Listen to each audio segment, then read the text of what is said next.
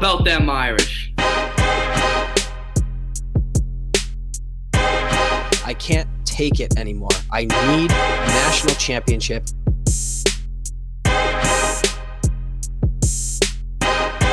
This is the Four Horsemen podcast.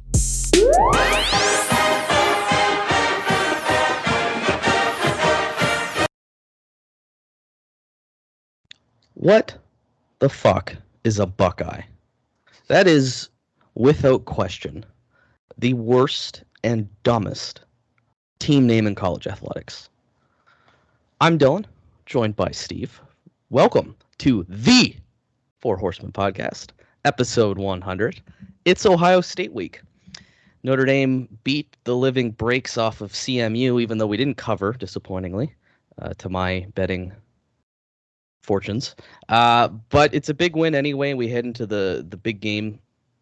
Steve, what are your thoughts? What are you thinking right now? Are you in a glass case of emotion? Because I feel like we're on Burgundy. Yeah, I don't know. It's kind of just, it doesn't feel real. It doesn't feel real that we're getting to this point, and it's almost because of that, because it's so surreal. It almost induces a sense of calming. I've never been this calm leading up to a big game that I'm excited for, right? And I think that's because we've seen the last 4 weeks now a competent offense averaging 509 yards a game, a legitimate elite quarterback that can go through more than 2 reads before, sprinting down the field like a chicken with his head cut off. A vertical passing game, a dominating rushing game, and then, the defense just being what it has been since basically 2017. So, we've talked about all the pieces kind of fitting together, and, there's certainly concerns which we'll cover, but no, it just, I don't know. It doesn't feel like we're the chippy underdog. It just feels like, we're the big swinging hog coming in, I have a theory on that, Steve. Yeah, let's let it rip, brother.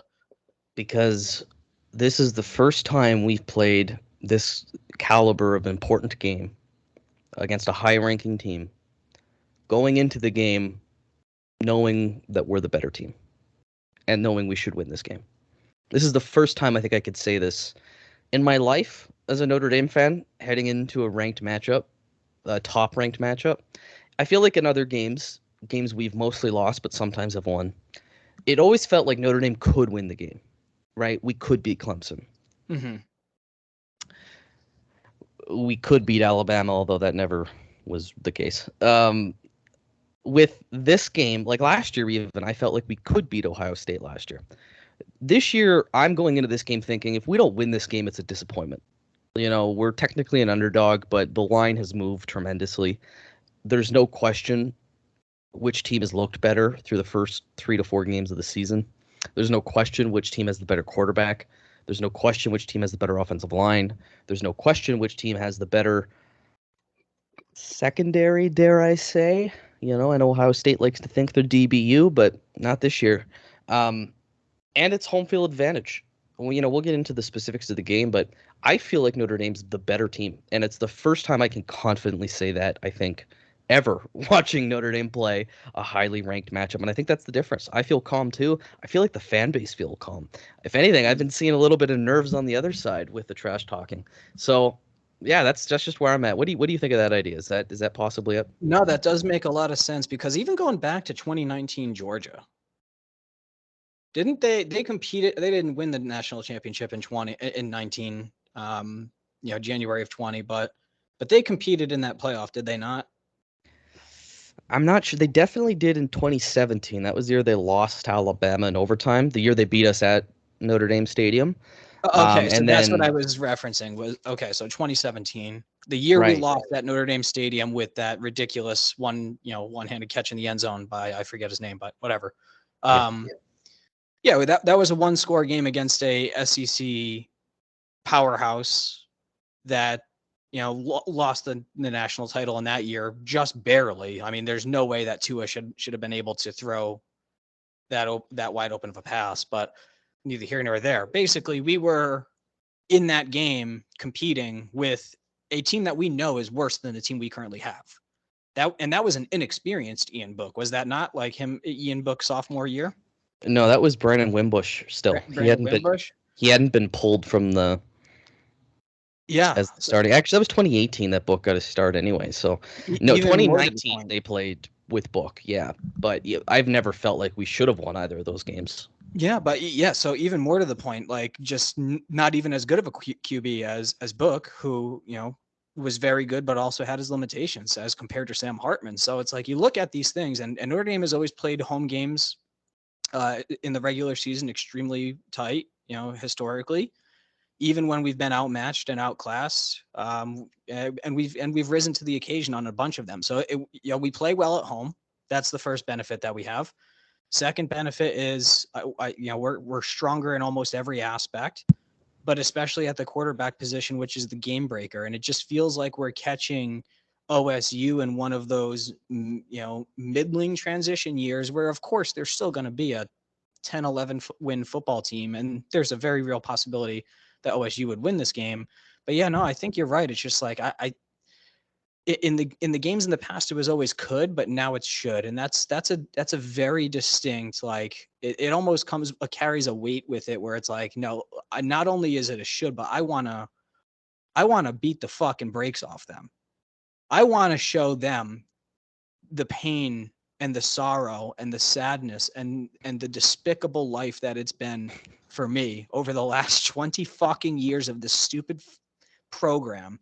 And all the big game heartache and all that, I want this team to just take that out on Ohio State, because if I just want to dominate them, I think we could. I do think this will be a one possession game. Probably it comes down to the final possession, but wouldn't it be nice? And it's within the realm of possibility. And wouldn't it be nice to win this game by 21? Definitely. Right? Like that would be just an absolute, that's a huge, I don't know. I can't even conceptualize that as a Notre Dame fan. So yeah, no, I agree with you wholeheartedly. Yeah, I think we should maybe put a pin in it and circle back at the end to Ohio State. Let's maybe cover Central Michigan, since we didn't even release a podcast last week. We just got busy, guys. Sorry.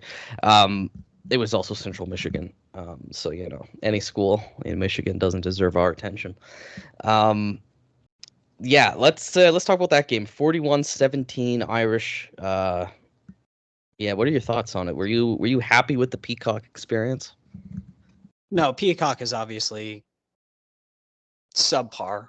It's just they're really not giving me much incentive at all to keep my subscription. Like I've kept it since the last game. Right, I've gone straight through, and they have some good series and some good movies and stuff. But it's just like, if I could go without paying however much money in this economy, I could go without paying however much money it is for those shows and the movies. If like when I can just rent it one time a year to watch this dog shit. Like what a bad product they put on the field.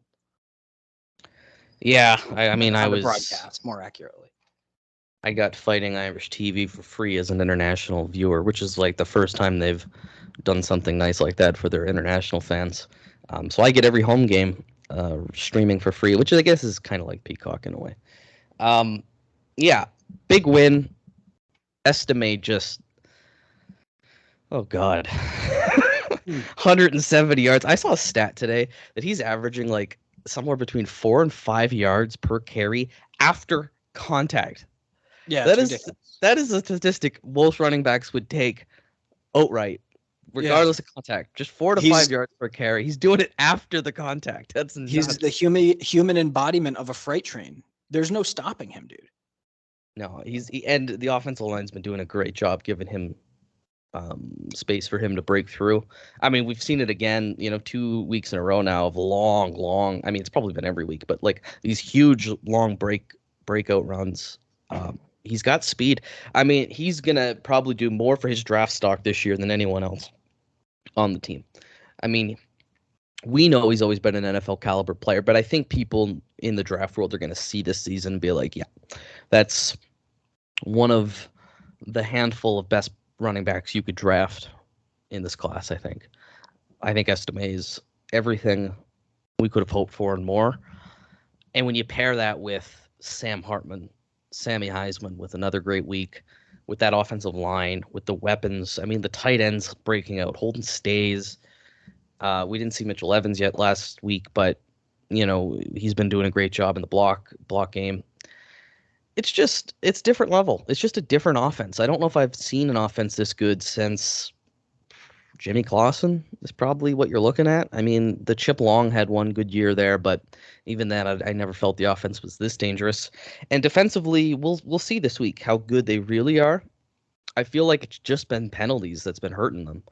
And if they can get that under wrap, which I think they should for a big game, I don't think the refs will allow the calls to get that one-sided like it's been the last few weeks in terms of penalty yardage. We'll see, but I'm feeling good. This is one of the best Notre Dame teams, if not the best team I've seen. But we'll see this week. This is the big test. Yeah. I mean, so we had 2 punts on the day and 1 missed field goal. So those were the only 3 drives that we didn't score. Other than that, obviously, I don't know, handful of touchdowns, and then two pretty big kicks made by Spencer Schrader. So kind of shout out to him. And he just missed making his 3rd kick from 59 yards, came up like a yard short maybe. So that also gives me a lot of confidence that all you have to do if you're Sam Hartman and you're down by 3, or if you're down by 2 points, and you get the ball back with 30 seconds left, 45 seconds left, all you need to do is get the ball to the 40-yard line to give yourself a chance. You don't have to get the ball down to the 30. Like you're saving yourself an extra couple yards because you have such a big leg. So again, that's just instilling more confidence in the group. Okay, yeah, one of the downsides, the rush defense for Notre Dame, like they were giving up some chunk plays here and there.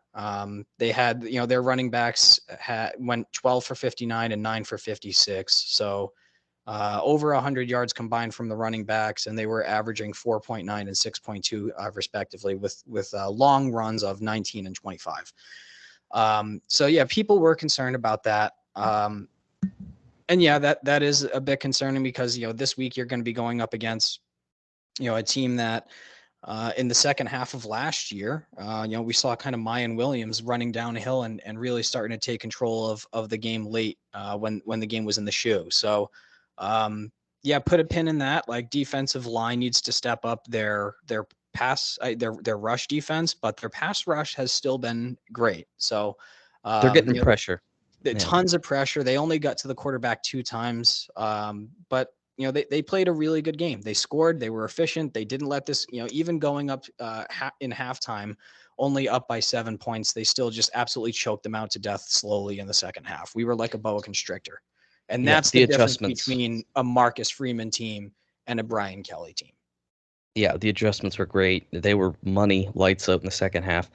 I would say the loss of JD Bertrand for that week probably played a big role in CMU getting a lot of rushing yards. I think just not just the athleticism and the player that you're getting, who, he's been good for a while, but he's really taken a step up this year. But also the leader, right? He's the play caller. He's the quarterback on the defense. He's the communicator. So losing that is tough.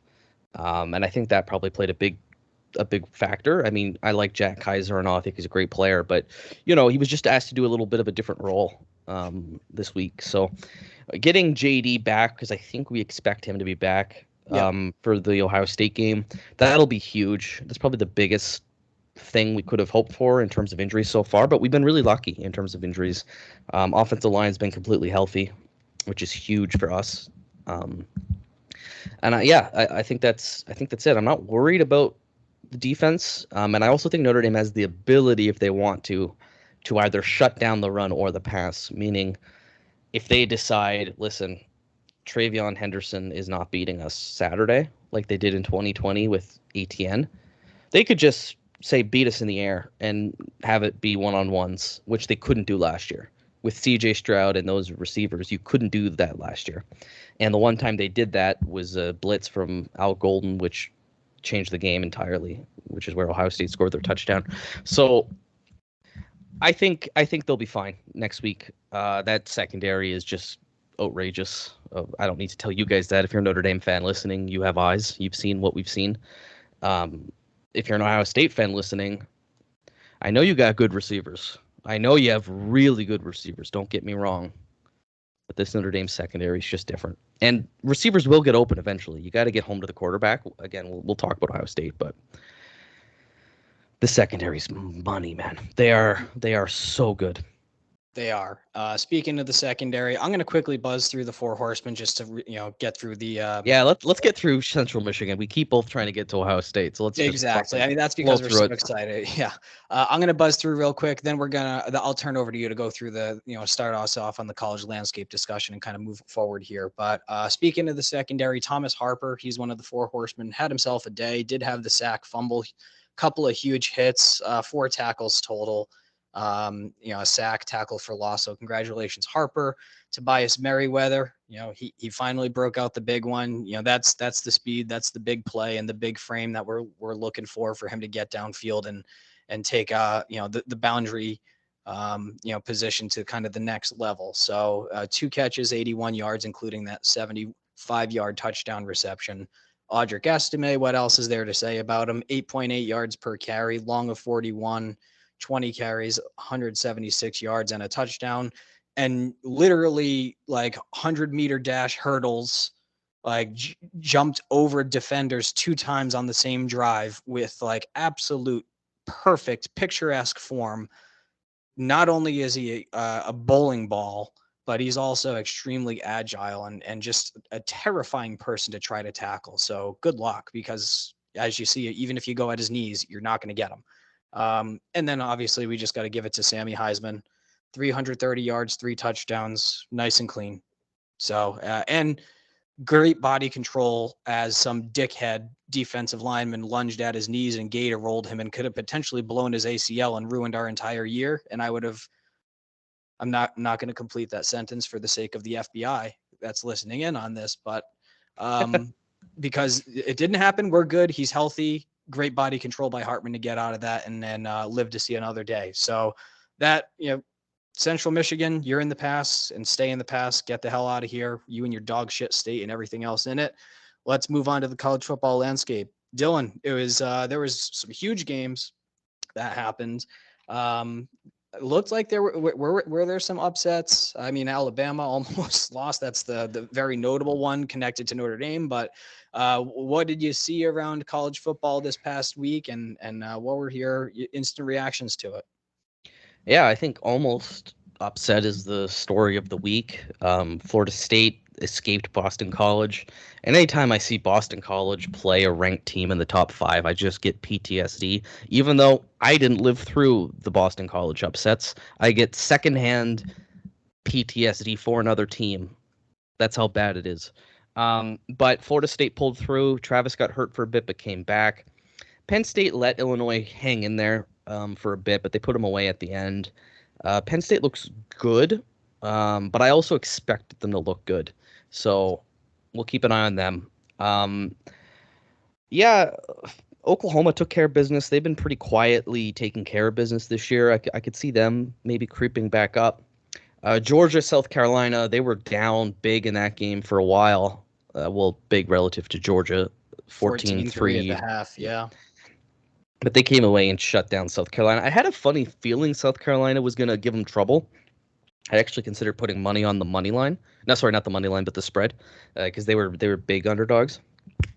But yeah, that's it for the SEC. I think Georgia got their job done. Future SEC, right? We'll get there. Yeah, no, Texas was tied 10-10 heading into the fourth quarter against vaunted Wyoming, that powerhouse. They did obviously score 21 unanswered to win the game 31-10, but Texas has not been super impressive. Florida State has not been super impressive. So those are 2 teams I see a loss in. And you look at the college football playoff implications. It's like, okay, well maybe maybe we're gonna have an easy time, even with Notre Dame going 11-1, if that were to be an outcome. We're obviously hoping for 12-0 though. Michigan State, that program's dead. Sorry, guys. Adios. Washington looks good. Kansas State lost. They got upset with Missouri. The 61-yard kick to win the game. I have to give that guy a shout out for the sake of P. Wagon, the special team specialist. And there Duke was one looked big pretty good. upset in the SEC. That's what I thought you were going to say. No, I'll let you go for it. Florida, the Gators, the horrible, horrible Gators, as everybody says this year, which they're not good, but they've been beaten up on a little bit. Beat kind of convincingly, in my opinion, Tennessee 29-16. I thought it was worse than the score actually indicates. Florida looked so comfortably better in that game. Tennessee turns out to be fraudulent. Who could have seen that coming, except every other fucking year of data? What people say Notre Dame is what Tennessee actually is. Like, Tennessee has had one good season since I've been a college football fan, I think, and it was last year. With the exception of last year, Tennessee has been perennially overrated and end up losing to teams that, like Florida, who really got beat convincingly by Utah, who didn't even have their starting quarterback. I'm just... Tennessee, you're done. See ya. But yeah, that was about it. Michigan struggled for a bit, but then put Bowling Green away. Oregon also, like Washington, has looked great this year. They blew out Hawaii, and Colorado State took Colorado to double overtime. P-Wagon has got a lot to say about Deion Sanders, so I'm not even going to. I'm just gonna let him, through our Twitter account, say what he's got to say. But Colorado's luck is about to come up, as we'll get into this week. So, yeah, that was the week of college football. Things look like the Pac-12 and Notre Dame right now are the best teams in college football. Big Ten's hanging in there, and the SEC's having a rough one. So, yeah, interesting start to the season. Closing thought here. I mean, we'd be remiss if we didn't talk about the Reese Buckner. Do we call this a debacle at this point? Yeah, I don't know if it's Reese or Buckner's fault. I think the Alabama offensive line has been no bueno. But yeah, there's let's call it a little bit of drama, to say the least. Yeah, I mean, Buckner, he's already lost his start. Milroe is back to being the starter for the next game, which stinks. I'll be honest with you, man. I did want Tyler Buckner to find success, and I was really excited for him to get that start. And I wanted to see him, get his chance, and unfortunately he's not. And to be fair, he had to go up against a vaulted Southern Florida defense. Yeah, it's just such a astronomically talented guy coming out of high school that he got fucked by injuries. He got fucked by COVID. I mean, we saw the best of him in the South Carolina game, in the bowl game last year. The best and the worst. He had 2 pick sixes, and I think so he certainly had his bad moments, but he also had great moments. And it's like, Alabama didn't really set him up for success. Their offensive line is not playing well at all, which is great news for the rest of the world, because now Alabama's starting to look human, and like that can create a power vacuum really quick. But I do wish Reese success in his career. He's a Notre Dame guy. Don't like how he went out, but hey, at the end of the day, if someone offers you astronomical amounts of money to go and presumably compete for national championships, you take it. It is what it is. And then with Buckner, wish he would have stayed, got one more year, learning under Hartman, and then came back. But he took his path, and I wish him success. It sucks for the kid, because we saw somebody's NFL dreams literally die 48 hours ago. Wow, let's not go too far with it. I mean, I still have hope he can, have a good season. He's got lots of eligibility left. I'm not. I'm rooting for him. Yeah, I don't think we need to have a wake for Tyler Buckner's career yet, or Tommy Reese, but yeah, it's rough right now, and Alabama isn't a school that has as much patience as Notre Dame, just because they haven't had to struggle like Notre Dame has. They're used to winning championships every year, so that's the standard. And no doubt Buckner and Reese, particularly Reese, are going to get the bulk of that criticism, but the offense wasn't the problem against Texas. Their defense was. So I'm not gonna say it was the wrong move to hire Reese and taking Buckner was the wrong. I'm not gonna say any of that because I don't necessarily believe it. I think we'll see. It's still early. I wish them the best as well. But yeah, it's definitely a talking point. Hasn't looked good so far, and Notre Dame has come out the biggest winner again. Freeman has done such a great job. Jared Parker has been almost perfect, I'd say. As far as because you can always nitpick play calls, but from what we've got from Jared Parker this year, that's been such a huge upgrade. And I don't mean that as a diss to Tommy Reese. I just think this year it's clicked. So yeah, it's a great point to bring that up, and also to, reinforce the idea. I know you believe this, but it's important, I think, for Notre Dame fans to hear it too, that once a domer, always a domer, and I don't wish for the negativity or for poor outcomes for those guys at all. So I don't cheer for Alabama, but I'm not taking joy in this either. For sure. So I mean, that's a decent kind of recap of the games this past Saturday and the kind of the college football landscape as a whole. We'll put a bow on everything here by buzzing through really quickly with some picks. We got 6 games on the docket this week, and we'll buzz through them quick, and then ultimately we'll move on to the big one. So we'll start 12 o'clock noon. For the audience's sake, anytime we say we are going to go through something quick, it's never quick. We're so trying. Bear with us. The intent is there.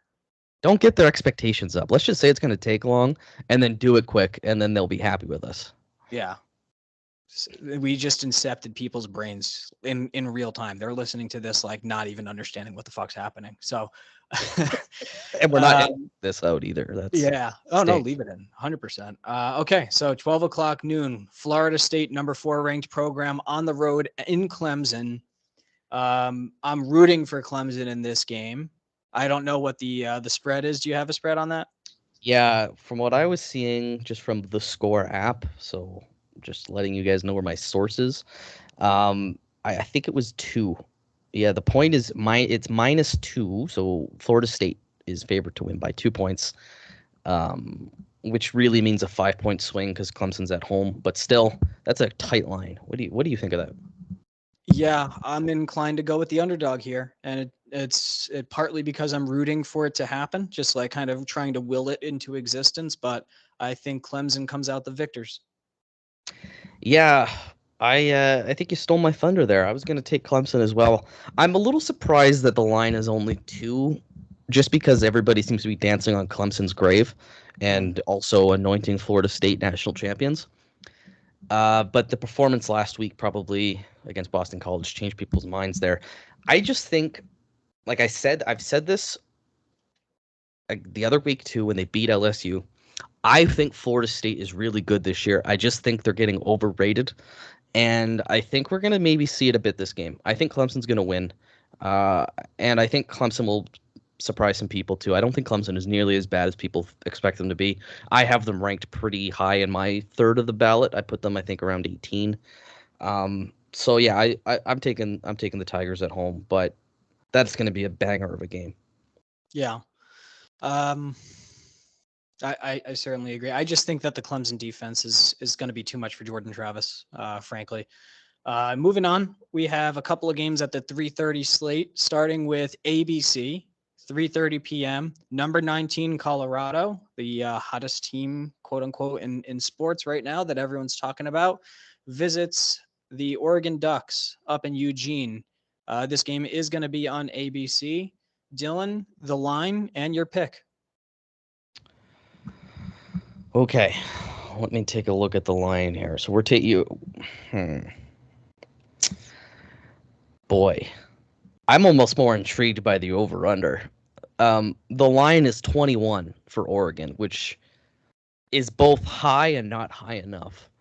And then the over/under for this game is 71.5 points to be scored. That is pretty crazy. I'll be short with this one. I'm taking the Ducks, and I'm taking them big.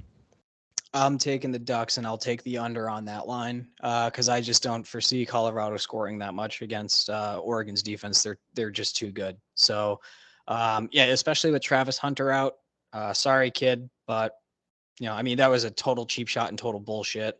Shedeur Sanders, very talented quarterback. I don't think he's been tested at least to this degree yet. And, it's going to be a tough atmosphere. So, yep, I would hammer that minus 21 on the Ducks.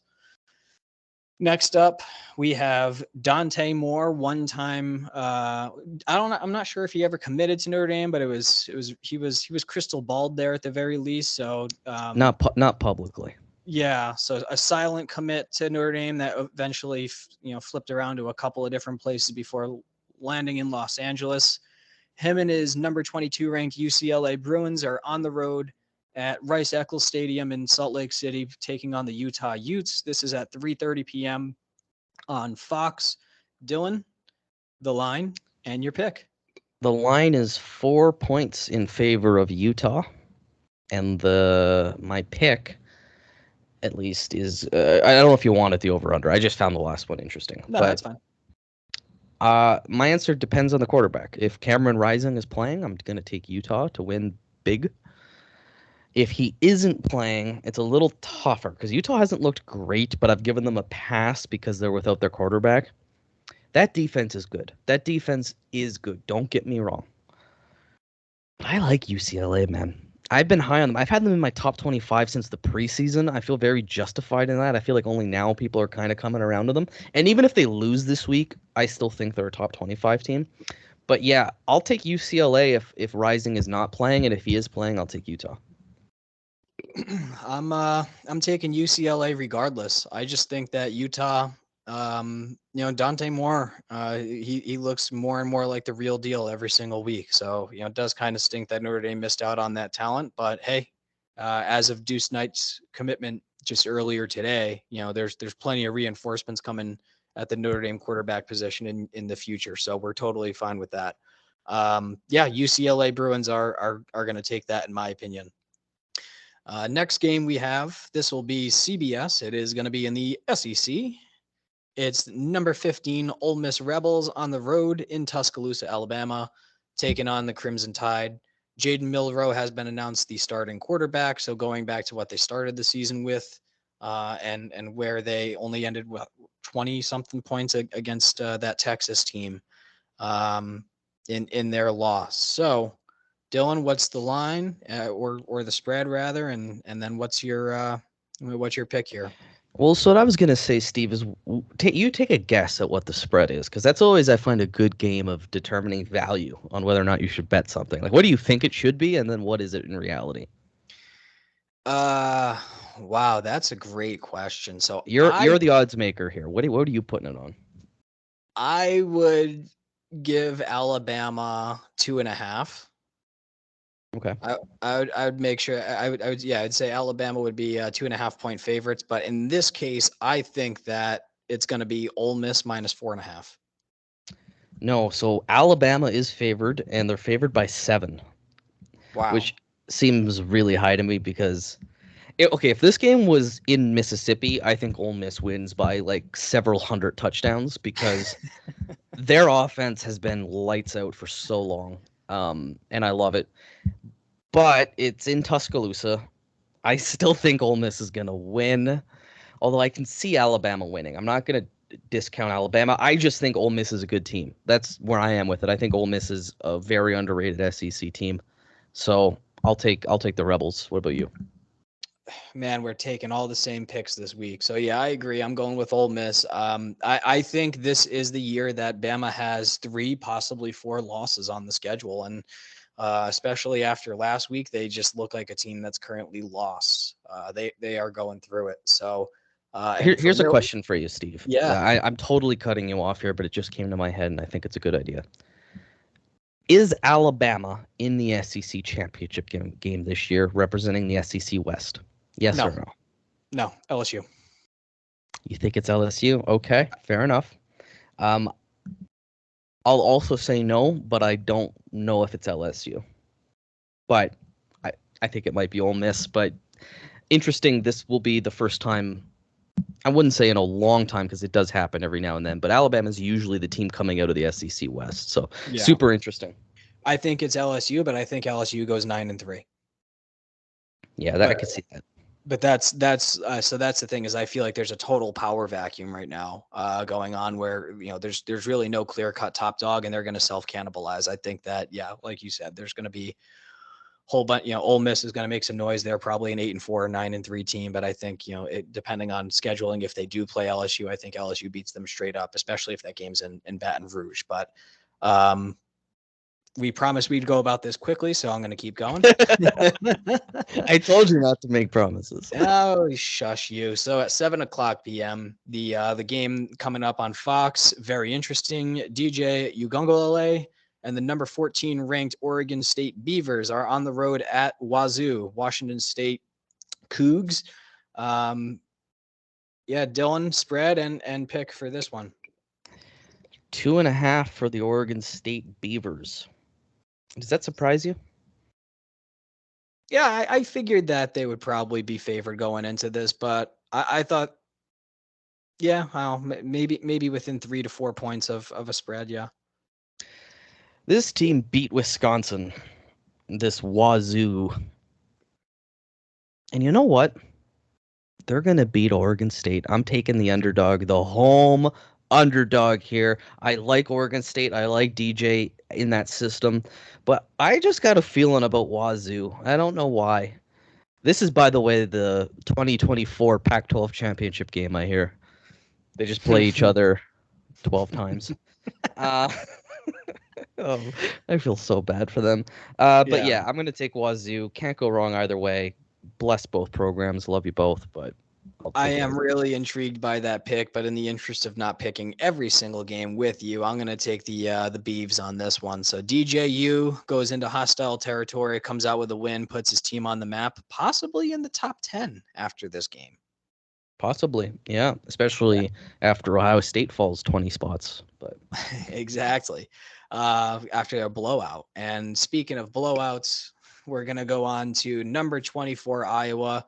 On the road in Happy Valley. They're taking on the Penn State Nittany Lions. A Nittany Lion doesn't exist. That's a figment of your imagination. But at 7:30 p.m. on CBS, that's when this game is going to air. Dylan, line and pick, and why is it that you believe that Penn State's going to blow the doors off of Iowa? Man, it's really hard not to make a joke right now about Penn State and things not existing or not wanting them to exist. Part of me wonders if you threw that in there on purpose. I'll tell you what, if this game's played in the state of Iowa, the Hawkeyes, I think, win. I have a friend. What do they say? The friend of mine, a house of horrors is what they've described Kinnick. Yeah, Penn State will win, but there's not even a line on the score app. It just says NA. So they're expecting Penn State to win big. I like Penn State, but I've liked Penn State all year, and I think people are starting to overrate them just a little bit. And this is someone who's been on Team Penn State for this year. But yeah, I like Iowa too. Happy Valley is also a nightmare to play in. It's a night game. I'll take the Lions. Yeah, Penn State, I think, may just end up being the Big Ten champions. Not sold on Michigan. Yep. I don't see Ohio State getting to the college football playoff with 2 losses, one of them coming this Saturday and the other in the conference title game, or against Michigan rather, and then Michigan's going to get beat by Penn State at some point. I agree. I think Penn State beats Michigan at home. I think Michigan probably beats Ohio State at home. And then I think Ohio State probably beats Penn State at home. But we'll see. That's just been my prediction. Yeah, it's going to be fun. But yeah, I see Penn State at this point on the inside looking out of the playoffs. I think they have they have an inside track. So they're not going to do that by losing at home to Iowa. A team that has to incentivize or fire their offensive coordinator, depending on whether or not he can average 25 points per game. So good luck, Iowa. I mean, it would be a pleasant upset if it happens. I don't foresee it happening. That's it. That's the podcast. Everyone have a good day. No, just screwing with you. We are on to the biggest game in modern Notre Dame history. That's something that I posited on the Twitter account earlier today. And Dylan, this is a quick discussion I wanted to have with you before we got into the nitty gritty of the Ohio State game. I think that this is the biggest game in modern Notre Dame history, and I'll tell you why. Obviously up to this point, it would have been 2012 Alabama. We know how that ended. And, we did still have a good recruiting class in that year, but we still were never able to build up to what we wanted. Then in 2016, there was the the Florida State game. What were we, undefeated going into that game? We lost on the that bullshit pick play, and then ultimately, what did we go, like 7-5 that season? So it just turned everything all around, and just felt like if we could have pulled that win off, maybe there's some sort of magic where, again, we build our resume and really build a great team there. Never came to fruition. We know how, the games against Georgia were in, 17 and 19. We know how the playoffs ended in 19 and 21. And then, I guess the win against Clemson in 2020 with COVID is certainly, that was a seeming turning point for this program. But then again, people always have that in the back of their mind. Well, it was DJU. It wasn't Trevor Lawrence. So people always put an asterisk on that with COVID. So with Brian Kelly departing and us still having a hyper competitive program, with the fact that we've done an incredible job recruiting over the last couple of years, and it's only getting better, to the point where we have an opportunity to be 5-0 with a win at home against a historical blue blood powerhouse program, especially powerhouse in the last 15 to 20 years. There's going to be a ton of recruits, you have to imagine, coming in. And this is the game where I think this could potentially be very quickly in Marcus Freeman's career, his marquee game. This could be it. This could put him on the map. Now, if they lose, Marcus Freeman's still a great coach. The program is still in a great place. Don't get me wrong. It's just going to be a continuous build from where we were to where we need to get to. If we win, this is the amalgamation of everything that we've been working for: recruiting, coaching staff, training. Matt Bayless and his program, he's obviously no longer with the program, but like the strength and conditioning program that he's put in, these guys and all the work that they've put in, to get to this point, all those playoff appearances, still putting this program on the map, although those games didn't go the way that we wanted them to. I just think if Notre Dame comes out, and especially if they can win by like 10 points or more, making it a statement win, saying, oh no, we're not Brian Kelly's Notre Dame anymore. We're here, and we're here to fucking dominate. I think that sends shockwaves through a college football landscape that, as we discussed, with the faltering of Alabama, with Georgia looking like it's in a bit of a transition year with Carson Beck, and they lost so much talent at the draft. There is a vacuum of for power in college football in this landscape. And if you can come out with the win here, I think it immediately vaults us to the top precipice. We have all the eyeballs on us. We have 3 night primetime games in 4 weeks, possibly 4 if they give us with Louisville as well. I think this is the make or break point for Marcus.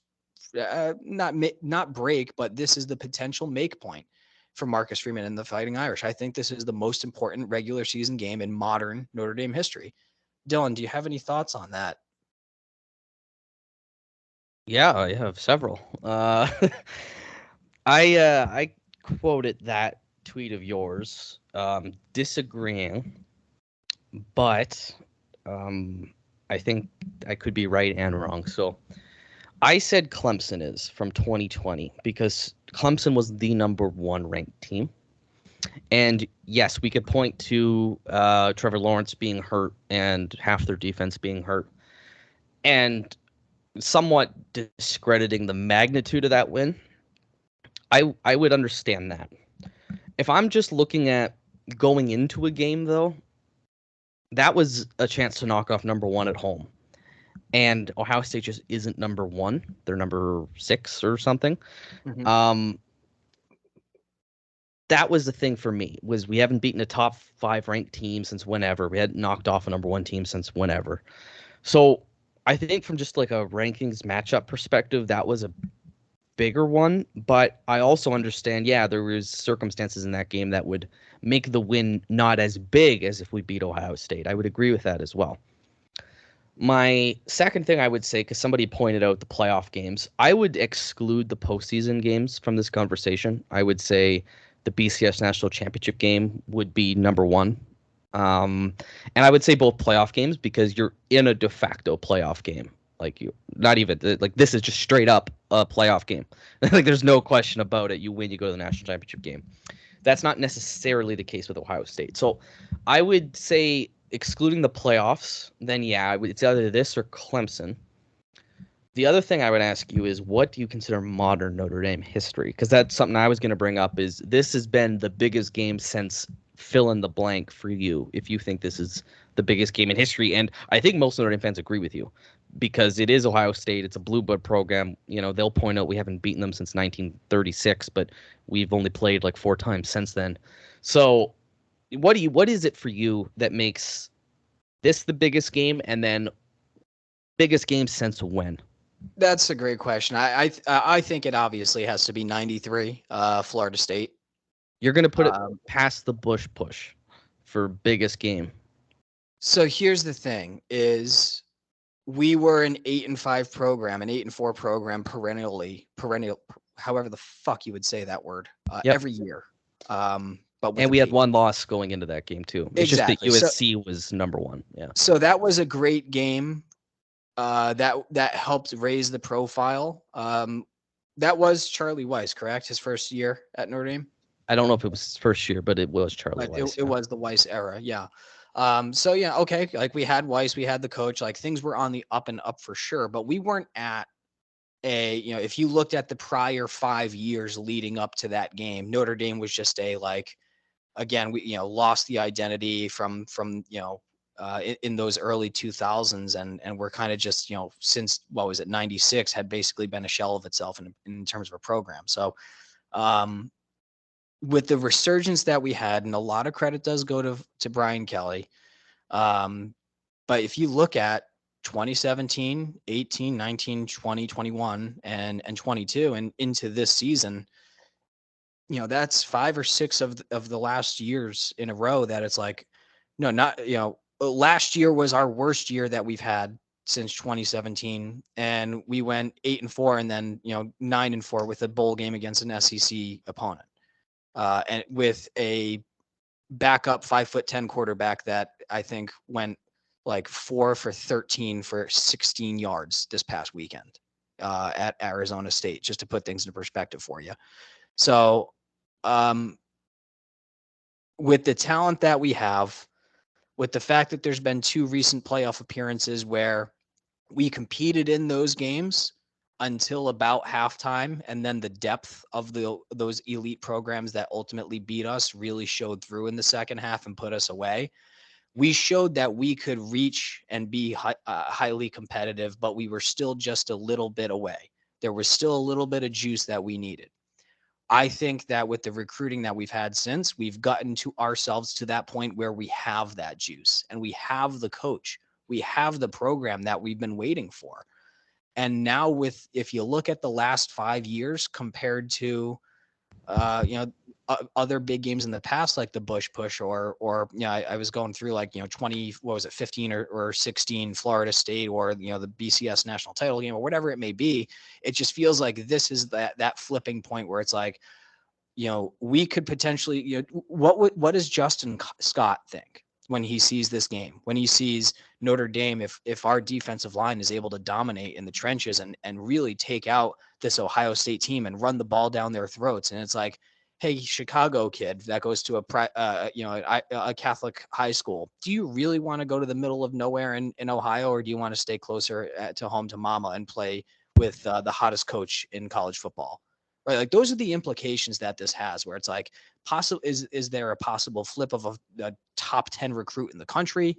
Is there other recruits that are going to see this that are like, damn, like Notre Dame is legit. I had the wrong implications and thoughts about them. That's why I think it's so important. It's like, this is the opportunity for us to not only showcase our talent in the current year, but also look at the last 5 or 6 years of work, put it all together and say, Notre Dame is on the ascendancy, and this is your new top dog in college football.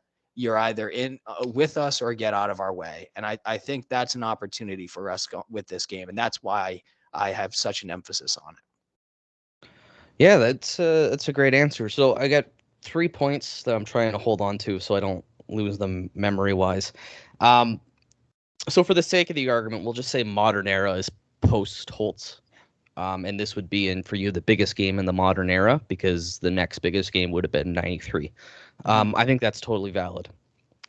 Even though I had disagreed at the tweet and picked the 2020 Clemson game, I did say in it that I could see this being a watershed moment, meaning for all the reasons you've said. This is the moment of validation. If Notre Dame wins this game, it could be the moment that switches the flip. The flip switches. Everything changes. It could be the moment of we've taken that step. There it is. That's the step we've needed to take.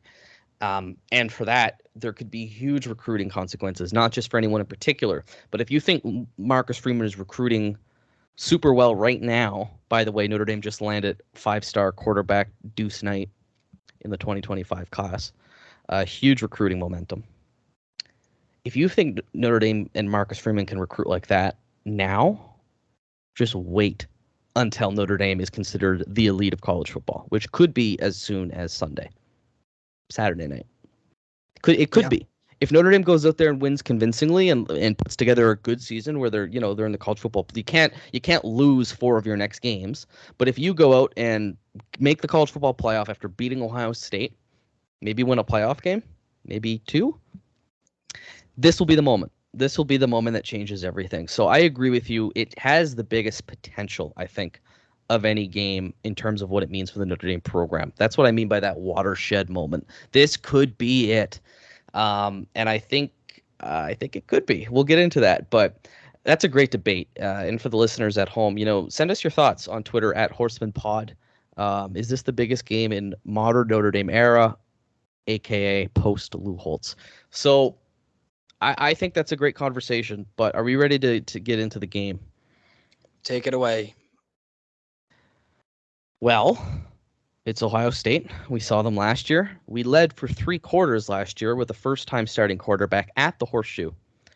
We are now playing at home with a 6th-year quarterback who was in the Heisman contention race against a team that is worse than they were last year with a not first-time starting quarterback, but one of his first-time starting quarterback, not C.J. Stroud, not the same offensive line. The defense is pretty good so far. Not as much talent as they recruited at defensive line. They've recruited a lot of crazy recruits from that position, but it's still good. It's a good position group. It's a good defense, but not the same team. Folks, I'm going to be honest with you. Last year, I thought Notre Dame could win, and I predicted them to win, but close. This year, at the start of the year, I thought Notre Dame could win. After 4 weeks of seeing Notre Dame play and 3 weeks of seeing Ohio State play, I don't think this game's going to be close.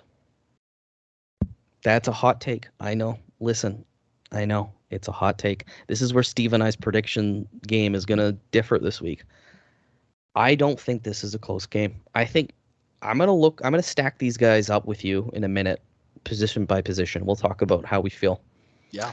I just think there's so much negativity right now around Ohio State. They've lost twice to Michigan, which is an existential crisis for them. They don't like Ryan Day, but they do. It's a weird relationship they've got. And you could smell the fear on that fan base, the way they been acting for when you're backed into a corner, you start swinging wildly. Yeah, and the line makes a lot of sense to have changed. Vegas is coming around to what we've known for a while. This Notre Dame team is legit. It is a legitimate force. And I think the Ohio State team is good. But this is the worst Ohio State team I think we'll see in many years of past performances. This is worse than I think any Meyer team since Meyer had established the program there. I think it's worse than previous Ryan Day teams. Does that take away from what's going to be a huge win this weekend if we win? No, it's still a huge, huge win. But this is Ohio State's most vulnerable, and they don't play as well on the road as they do at home. Plus, it's a Notre Dame night game, which is a terrifying nightmare for opponents, right? A night game at Notre Dame is different. It is a different environment. That's going to be a green game. There will be lots of red, not as much as people think, but there'll be lots of red. It won't matter. It'll be a electric atmosphere. I'm so excited for it, and I'm not even worried about it. I just think we've the eras have eclipsed. I think Ohio State is on the down. They won't plummet, but they're on the down, and I think Notre Dame is quite literally on the verge of replacing them and being that team that is constantly in the college football playoff. I think we're that close. Steve, did I get you horny there or what? Dude, nips are harder than diamond. I could cut diamonds with these things. Yeah, no, you're right. It's we saw I can't believe I'm going to compliment that scumbag program up north, but they gave us the blueprint last year. They were able to get to CJ Stroud and force 2 interceptions, and then they were able to run the ball down their throat. Donovan Edwards 216 yards and 2 touchdowns. So I think that they're vulnerable. They're built to air it out, which is exactly what our greatest strength is. This defense is the no-fly zone. Clarence Lewis got starting time as a freshman, and he's our 3rd corner, possibly even 4th corner after Jaden Mickey, a true sophomore, by the way. And Clarence Lewis is what, a 5th or 6th year senior? Yeah, I think he's in his 5th year. So he's seen a lot of snaps. He's seen a lot of football, and he's our 3rd, potentially 4th cornerback on this defense. The safeties, I think, play decent enough, and there's a rotation of them, which is very valuable. And I think all of them have been stepping up in their own right whenever they play. Our defensive line has been getting a ton of pressure. They just haven't been getting home, but it's forcing. Kyle McCord is not a dual threat quarterback. He's going to be a little bit more on the flat-footed side of things, and we have really talented linebackers that are going to be able to contain. Whereas, and also get to the quarterback, and we have a blitz-happy defensive coordinator. We're going to put the pressure on. We're going to force them to make throws that they might necessarily not want to. And we know that there's one guy that they're going to zero in on. So you just double them. And then if you even need to, and the blueprint is there that you can run the ball down this team's throat. It is possible. You can beat them with the running game. At least that was done no less than 5 games ago for them. And do you think they got better from last year or worse? I think that they are worse from last year. So, the strengths kind of match up pretty well. So here's some food for thought, which is that Notre Dame has conceded only 4 sacks so far this entire year, but all 4 of those sacks did come against NC State, which is a very formidable defense, and that was on the road. But they did get blitz heavy too. Like they went all out. Yeah. So that it is going to be a massive task for this offensive line to protect Hartman if they can. If Hartman is sacked less than 2 times in this game, I think we win. Whereas OSU has conceded 3 sacks on the season so far through 3 games, but they've played, the school of the blind, so it doesn't really matter. And their offensive line objectively is just not as solid as what you would expect a powerhouse program to be. So I think there's pressure to get out there and really put some pressure on them and not give Marvin Harrison Jr. the opportunity to explode up this field. I think they can keep him underneath, so to speak. And I think that works to our advantage. So yeah, I think there's honestly a ton of different things that work in our direction. Do I think it'll be a blowout? No, but everything validates your points though. Let's go just quickly here. Sorry. I know I shouldn't promise the audience that. let's just go position groups, and I'll start favorably for Ohio State on the defense, which makes no sense to any Notre Dame fan living a year ago to hear that be said. But defensive line, I personally think it's close, but I'd probably lean Ohio State. I think they're just a little more proven than the Notre Dame defensive line. Would you agree with that? Yes. Okay. However, Devontae Jean-Baptiste had a hell of a game last week. Absolutely. And he's going to make, I think, some Buckeyes regret, I don't know, not playing him more. He looks fantastic. Okay, linebackers. I think I'd give a slight edge to Notre Dame here with the play of J.D. Bertrand and the depth of having Snead basically be your fourth linebacker. Like, that's kind of crazy to me. But that's where I would lean. Would you agree, or do you kind of maybe prefer their linebackers? No, definitely Notre Dame's. Okay, and then let's say DBs as a group. Is that even worth asking? I will favor Notre Dame. Yep. Yeah, even if Ohio State has a great secondary, that doesn't matter. Notre Dame is statistically right now the number one pass efficiency defense in the country. They're the best. It's locked down. Benjamin Morrison is phenomenal. Cam Hart as your number 2 corner makes no sense. Jaden Mickey as your 3, and Clarence Lewis as your number 4. That's ridiculous. Like, what are we doing here? Like, I know Michigan and Penn State have good secondaries too, but I think this is the best secondary Ohio State's going to play this year. So yeah, I'll take Notre Dame there. So defense, I think they're pretty close. I think Ohio State does have a really good defense, and I think our defense can be really good too. I would kind of call it a wash defensively. Now, I know these groups don't go up against each other, but the reason I'm doing this is I want to make a point on offense. So, Steve, offensive line, you taking ours or Ohio State's? I'm taking the Irish. By a quadrillion, I think. Ohio State's offensive line, fine. Not on the level of Notre Dame's. Definitely not with the tackles. We have a top 10 overall pick coming. Yes, and if Blake Fisher were to go to the draft, he could probably be drafted on the first 2 rounds on his talent alone. Yeah. And then the interior has been so solid this year. I love it. Big Notre Dame advantage. Running backs. I will compliment Ohio State and say they do have some good backs, but you look at the work of Audric Estime and the ponies galloping behind him. You know, our true freshman Jeremiah Love, the fastest guy in the field, is the 4th running back. Right? It almost feels like our running back staff is like the the 2003 Hurricanes or 2001 Hurricanes. It right. Feels like that, dude. It's like that's it. What it feels like. What we have. Hall of Famers up and down crazy. The depth chart. Well, I mean, listen, we lost 2 running backs this season. One is now a receiver, and a damn good slot receiver at that, in Chris Tyree. Leading receiver on the team.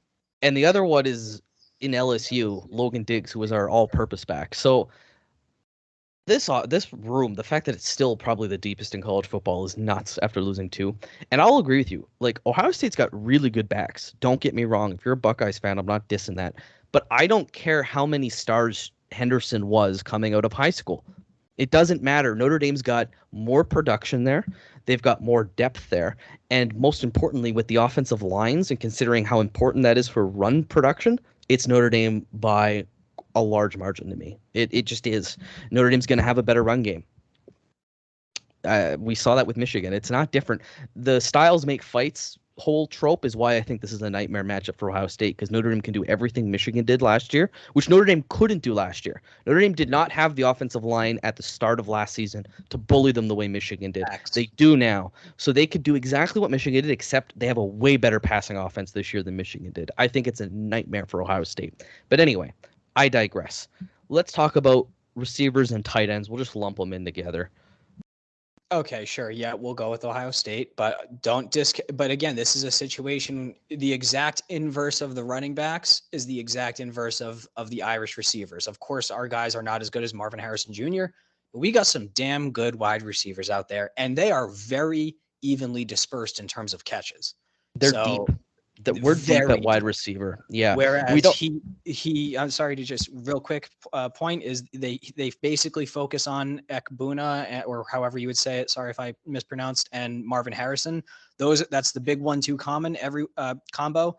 Everybody else gets not nearly enough looks in the passing game for that offense. So Notre Dame is much more balanced, but they have much more top end talent. Yeah, I agree. I won't even try to be a homer on that one. Ohio State has been the best place to get wide receivers. LSU's been up there too, but Ohio State recruits so well there. I'll give like I'm not trying to be a homer. I'm trying to give you my real opinions on this because this is how I feel. Yeah, I'll take the receiver room. That's fine. But like you said, Steve, we got a good one of our own. Is there any other positions that I forgot? Oh, wait. The most important one on the field. The most important one on the field. And at this point, by the way, we've got Notre Dame up 2 of the 3 position groups on offense and 2 of the 3 position groups on defense. And where do we think the biggest advantage on the entire field is going into this game Saturday? Quarterback. Under center. Quarterback. I don't even know who their quarterback is at this point. I think it's McCord, but like I don't care who your quarterback is. And I could have told you this in the offseason, which is why I didn't think Ohio State was that big of a problem this offseason, because they had quarterback issues and we didn't. And not only has that been true, it's been exaggerated so far. Their quarterback battles has been worse than they thought it would be. And I don't care how good he looked against Western Kentucky. Be honest with yourselves, Buckeyes fans. You're not feeling great about your quarterback room right now. And Sam Hartman's been way better than anyone's expected them to, although you and I have called this. But, you know, they're way better than people have expected. So that biggest gap on the field is at the most important position. And top to bottom, I think Notre Dame has a better roster than Ohio State. I'm not being a homer. I'm being straight up serious with you guys right now. I think we're going to blow them out. I think it's just a nightmare matchup. And I know Steve doesn't agree with that, and that's fine. Maybe we lose. We could lose. I'm not saying we can't. I'm saying I'd be really disappointed if we lose. I think we should win this game, and I think we should win this game by more than 7 points. So that's how I feel on that breakdown. What do you think? I agree with you. Yeah, it's moved from could win to should win, as we've covered, and I think you're right. I definitely think that, you know, we are on the ascendancy and do have the opportunity to really cement ourselves as the college football elite. There's you know, Clemson is fallen, Georgia is faltering, Alabama's faltering, Ohio State's faltering, Michigan is a terrible program that I hope melts through the earth's crust. You know, it just feels like there's the world is ours for the taking. This is 20 years of college football diehard fandom in the making for me. And for a lot of people, it's much more than 20 years. This is what we've been waiting for. And I think that Marcus Freeman is that dude that he's going to go out and he's going to inspire his guys to get it. So I'm ready for a score prediction. I'm going to probably be a little bit tighter than yours, but yeah, I don't think it's much of a spoiler to think that I am taking the Notre Dame Fighting Irish to win this game. But Dylan, what's your score? Okay. I have it 34-17, Notre Dame, a 17-point victory. However, I don't think the game will be as close as that scoreline. I think it'll be not really a close game, and I think the reason I won't go higher is because I don't see us scoring 5 touchdowns plus field goals on Ohio State's defense. I just think the clock will run out before that. And I think they'll score late. But to be honest with you, I think we're going to control the game start to finish. My man, I had the score I'm about to tell you written down for 3 weeks now. But when we were talking, going back and forth, I swear to God, I almost changed my score prediction to 34-17. But I have it as 31-21 Notre Dame. That's good. I'll take that. I mean, I'll take anything. I'll just take a result, but I'll take 2-0. I'll take 3-2. I don't care. Just win. Right. I'll take an Iowa versus Wisconsin in the heat of November scoreline. Yeah, I'm excited for this one, guys. I think this is going to be dynamic, electric. If you're going to South Bend, man, I wish I was you this week. What a lucky time. We're in all green too. I cannot wait to see if we win that game in those jerseys. We got to go back. Man, We got to go back to them. We got to go as the playoffs at least, right? Yeah. This is it. This is the moment. This is the moment that Notre Dame football starts one of three of the next 5 national championships. That's very conservative of you, Steve, given your personality, to pick 3 of 5. I would expect you to take 6 in 5 years. No, we're yeah. I fucking wish, brother. In the next 5 years, if Notre Dame wins this game, we are winning 3 of the next 5 national championships.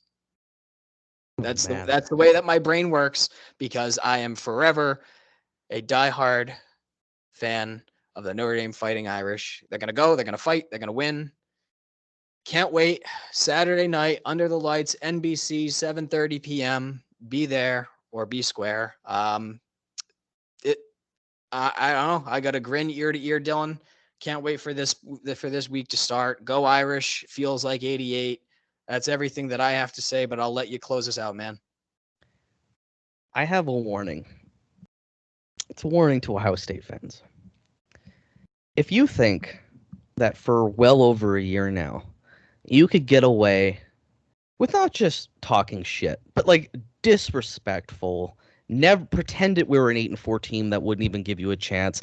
And even after beating you for 3 quarters in Ohio State, still acting like we're not even good enough to be on the same field as you. If you thought you can get away with that, and just your aggressive, toxic, like you make Twitter unbearable, and that's saying something for Twitter, okay? If you Ohio State fans think you're going to get away with that without receipts from this podcast, if we win, listen, I don't know if we'll win for sure, and maybe we'll lose, but if we win, my God, we are going to be the most insufferable people, because you Ohio State fans, not all of you, I have some friends that are in the Ohio State fan base that are fine people, but let's be honest, as a whole, sound like Trump right now. There's very fine people on both sides. Yeah. I'm trying to be political here, like neutral, sound like a politician. But let's be honest. Of all fan bases, we all got our bad eggs, but you've got more bad eggs, and they're more aggressive and angry and dumb compared to the rest of them. You're gonna get it. You're gonna get it if we win. So I'm just dropping that warning now. I hope for the best, and if you haven't talked shit to us, you have nothing to fear. It's only the people that have been so disrespectful that will get it. But at the end of the day, we got to win that football game. And I just want to leave on some statistics, Steve. Who's got more national championships? Notre Dame. Heisman's are tied. But who's got more, I don't know, draft picks? Notre Dame. Pro Football Hall of Famers. The University of Notre Dame. College Football Hall of Famers. The University of Notre Dame. All-Americans. Notre Dame. It seems like any statistic that has ever mattered in the history of college football favors Notre Dame. So if you're an Ohio State fan that thinks you're even remotely on our level as a program historically, I've got something else for you. Because you see, Notre Dame's drought since 1988 has been not as long as your drought was in the 60s when you won your national championship in 2002. This program is bigger than you. We're better than you. And on Saturday night, we're going to prove it, because I am sick of the shit talking we get from you guys. Take a back seat. The Midwest, the North, the country is ours. Go Irish. Beat the nuts.